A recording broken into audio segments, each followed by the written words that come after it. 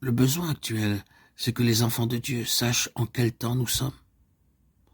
Dieu cherche un peuple qui travaille avec lui pour conduire cette période à son terme, afin d'introduire l'économie de son royaume. Si les croyants n'ont pour unique objectif et comme seule responsabilité cette terre que d'œuvrer pour le salut des âmes, ils sont alors passés à côté de l'accomplissement de la volonté hautement élevée de Dieu. Ils doivent réaliser qu'ils ont une responsabilité bien plus grande que le salut des âmes. C'est de contribuer à conduire cet âge à son terme pour pouvoir introduire la période du royaume de Dieu. Leur grande responsabilité alors, c'est d'attester la destruction de Satan, l'adversaire de Dieu, et de toute la puissance des ténèbres. Ils doivent considérer cela comme le principal objectif de toute leur œuvre. La prière, ce n'est pas seulement quémander, mais c'est porter atteinte à Satan. Sauver des âmes, ce n'est pas uniquement sauver des personnes, mais c'est reconquérir le terrain usurpé par le diable. S'il vous plaît, frères et sœurs en Christ, bien-aimés, auditeurs, auditrices, ne vous méprenez pas sur la chose. Ici, il ne s'agit pas d'un nouvel évangile. Il s'agit d'un seul évangile qui pendant trop longtemps a été négligé par le peuple de Dieu. Car tous les apôtres ont proclamé cet important aspect de l'évangile, fortifiant l'esprit des disciples, les exhortant à persévérer dans la foi et disant que c'est par beaucoup de tribulations qu'il nous faut entrer dans le royaume de Dieu. Acte 14, 22. Ils lui fixèrent un jour et plusieurs vinrent le trouver dans son logis. Paul leur annonça le royaume de Dieu en rendant témoignage et en cherchant par la loi de Moïse et par les prophètes à les persuader de ce qui concerne Jésus. L'entretien dura du matin jusqu'au soir. Acte 28, 23.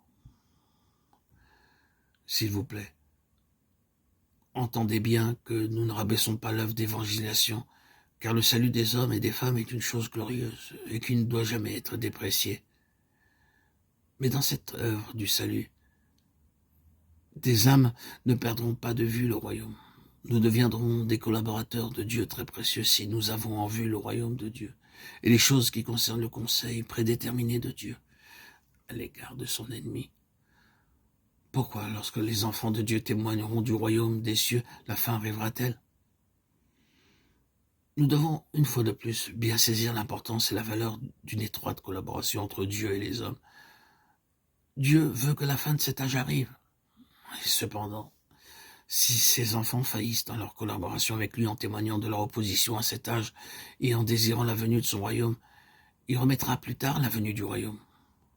Mais lorsque les enfants de Dieu prennent position contre la manifestation du royaume satanique, des ténèbres de ce siècle présent, et prient pour la venue du royaume des cieux, Dieu alors se lève et agit en conséquence. Toutes les fois que les enfants de Dieu se lèvent comme témoins du royaume des cieux, cela signifie donc qu'ils désirent ce que Dieu veut et qu'ils haïssent ce qu'il est. Leur volonté est une avec celle de Dieu. Frères et sœurs, cela permet au Seigneur de se lever et d'accomplir son œuvre.